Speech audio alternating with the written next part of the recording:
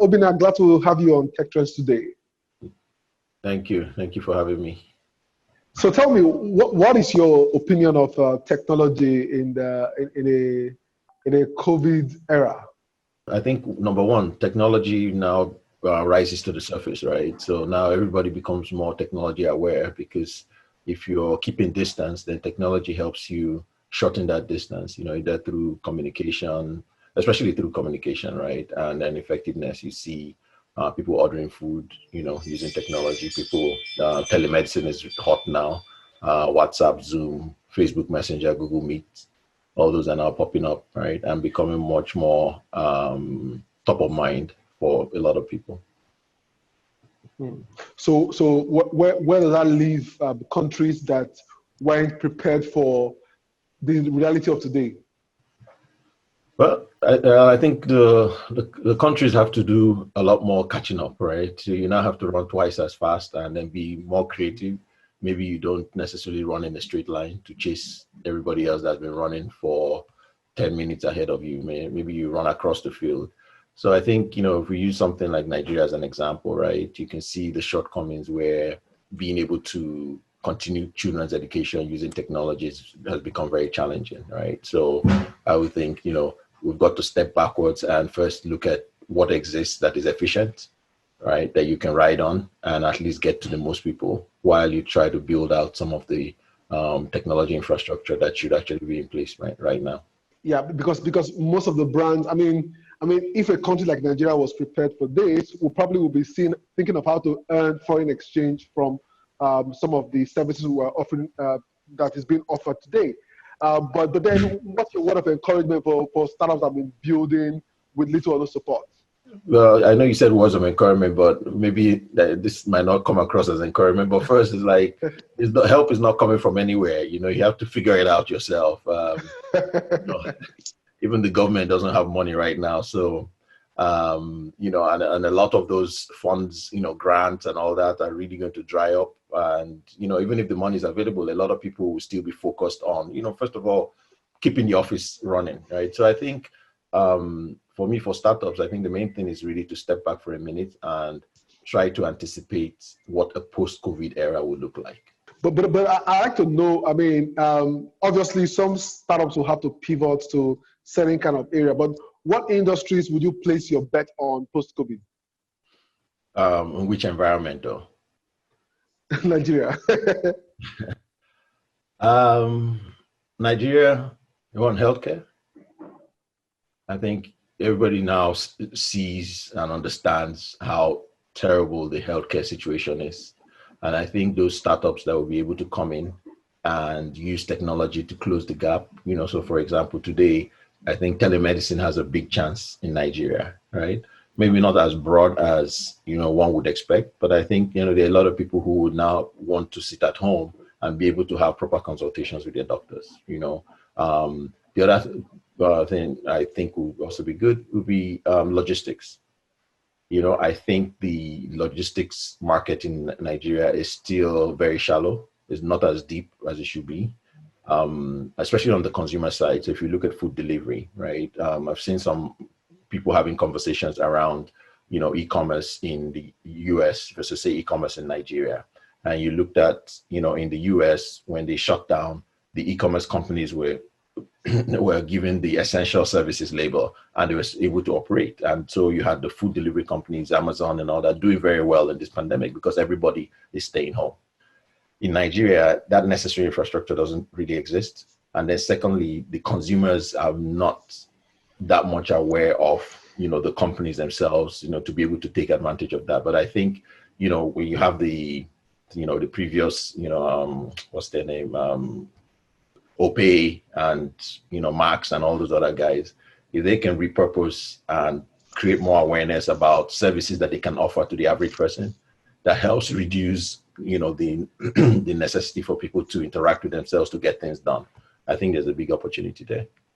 All right, you are a data expert, someone who does a lot of things around data.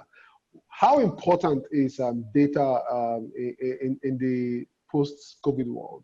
Data is very important pre-COVID, during COVID, and post-COVID, because I mean, if you look at look at Nigeria, right? You look at an example, and they come in and they tell you, I mean, the humanitarian affairs minister will say, we're giving out, 31 million in this state or whatever.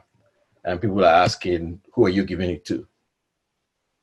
And the truth is, nobody knows, right? They say they have a list and all that, but truly, those kind of things should not be proprietary, right? I mean, it's something like a database should be accessible, even if it's not it can be anonymized, right? I should be able to look at if a database exists and you say, let me pick out a state, I should be able to say how many of them are under the age of 18. How many are between 40 and 45? Those kind of things should not be hidden. But because you don't have the data readily available, there's not a lot of transparency. Because you don't have a lot of transparency, then there's a lot of mistrust, right? So even from the government standpoint, you can see how just even having data and sharing the data, at least helps reduce the tension within the populace. But on its own, if you look at data, for what it does, which is informed decisions, right? When you're able to come in and say, okay, we want to share palliatives to the older population, right, or to the vulnerable population. How do you do it? What typically happens is people come out and say, okay, I know this person that lives down the road, right, and then I give it to you, and then you go give it to the person. Again, it creates a lot of inefficiencies. On the external side, even people who want to help need transparency, right? There have been a lot of efforts to recruit the diaspora to support efforts in Nigeria. A lot of times, most people don't want to participate because there's no transparency. It's like, if I donate my money, how am I sure it's not going into somebody's pocket, right? So even if you just have a map that shows these are the places that need help, this is where the money is going, and you can do a breakdown by how the money was spent and all that. Again, data in this case leads information, which leads to lower mistrust and all that. So just even from a communication standpoint, which during this pandemic period, right, has become one of the key things, right? Communication is key. We see a lot of misinformation flying around. Now, if you go post-COVID, you now realize that we don't even know what's going on. So, for example, healthcare. When they started shutting down the borders, people realized that we didn't know how many ventilators were in Nigeria, right? And if you don't know how many ventilators are in your country, then how can you ask for help, right? Do you say, I have 2 and I need 10, or do I have, I think, I know a company or a group went out and made an effort to go around the states to count them. Now, but those are the kind of things that should be readily available, right? How many hospitals, how many clinics, how many nurses, how many, if we look at so we take the states with the highest number of COVID cases, Kano and Lagos, right? How many hospitals are there? How many experts are there? How many how many herbal doctors are even there? We have none of this, So again, it's like without data, you're just running around like a chicken with his head cut off, right? I mean, the reality is that we've got to fix the country. I mean, this is a very good opportunity, and technology sort of gives us that opportunity when we fuse it with innovation, education. Let's just hope that someone is listening among the policymakers.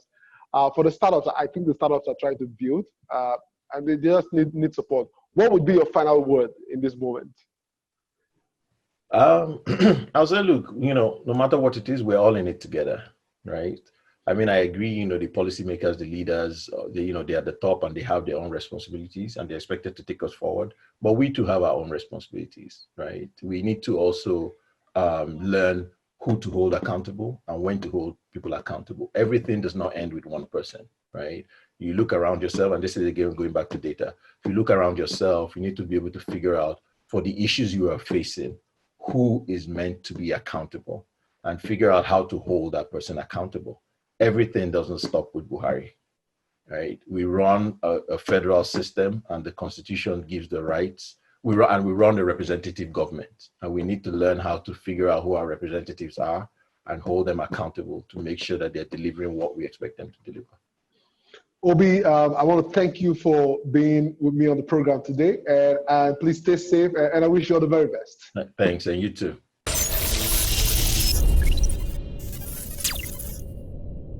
My guest has been Obi Anusiem, CEO, NGEX. The days and months ahead can best be described as uncertain.